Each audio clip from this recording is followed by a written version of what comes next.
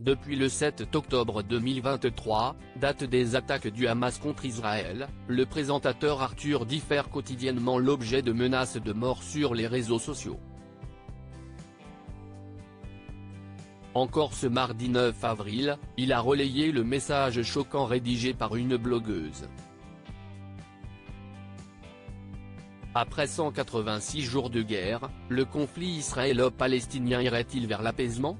Ce mardi 9 avril, près de 6 mois après les attaques menées contre Israël, le Hamas a annoncé étudier un projet de trêve de plusieurs semaines, assorti de la libération de dizaines d'otages israéliens.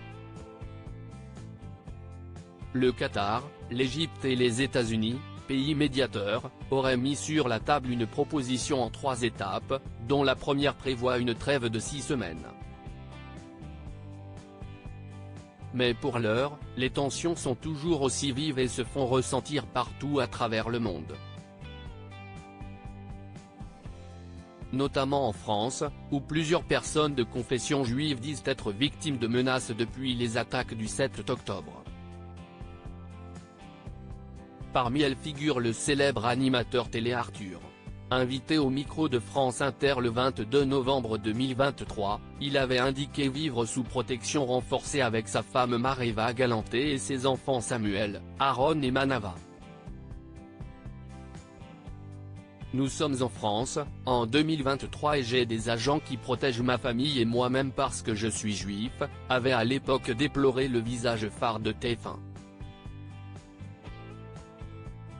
Des menaces, il continue d'ailleurs à en recevoir. Qui est la blogueuse qui a menacé Arthur ?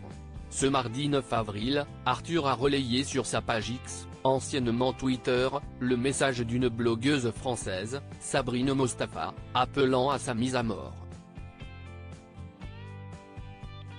Il y a encore des criminels comme Arthur qui osent déclarer, avant le 6 octobre 2023, c'était la paix. Tu mérites de te faire planter de 10 000 coups de couteau en bas de la tour TF1, sioniste génocidaire, avec ta tête de chien, peut-on lire dans le message relayé par l'ex-compagnon d'Estelle Lefébure, qui a de son côté commenté « Bienvenue dans mon quotidien ».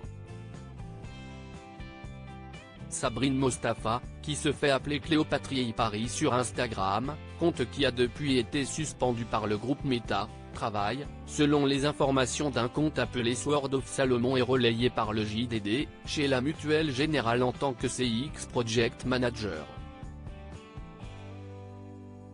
Une information confirmée par la société, qui a dans la foulée condamné l'appel au meurtre et déclaré que les mesures appropriées allaient être prises.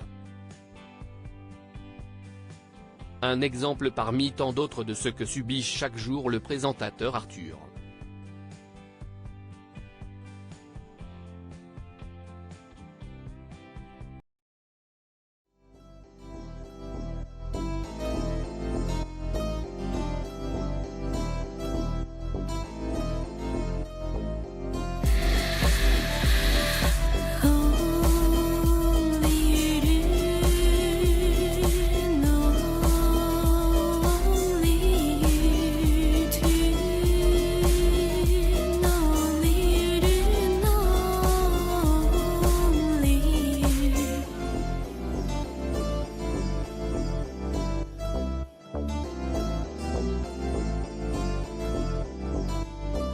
To